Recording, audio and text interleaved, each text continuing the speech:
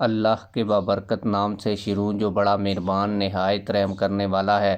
کروڑوں درود و سلام نبی آخر الزمان صلی اللہ علیہ وآلہ وسلم کی ذات اطہر پر، جن کی وجہ سے ہم ہیں اور جن کی وجہ سے یہ کل کائنات ہے۔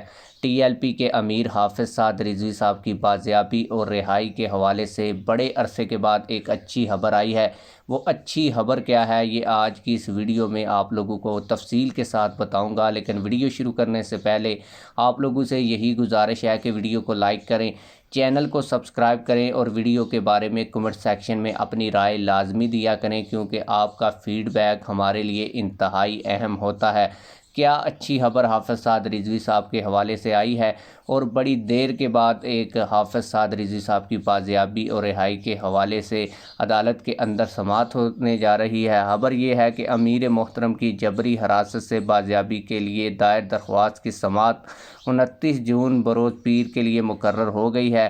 ایک دفعہ پھر جج کی تبدیلی کے بعد اب سماعت لاہور ہائی کورٹ کے جسٹس عبر گل کے روبرو ہوگی۔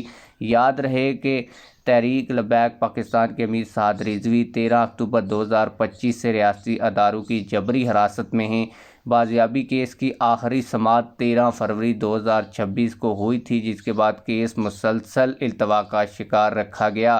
اس سے قبل یہ کیس جسٹس فاروق حیدر، جسٹس جواد ظفر اور طارق سلیم شیخ کے پاس جا چکا ہے۔ البتہ تینوں ججز نے کیس واپس بھجوا دیے تھے اور یہ کیس سننے سے انکار کیا تھا، لیکن اب بڑی خبر یہ ہے کہ کرین پارٹی نے اپنے حالیہ بیان میں اور تحریک لبیک پاکستان کے ترجمان نے اس حوالے سے کہا ہے کہ اس سلسلے میں مزید تاخیر ناقابل برداشت ہے، اور اس حوالے سے باقاعدہ پریس ریلیز بھی جاری کی گئی ہے۔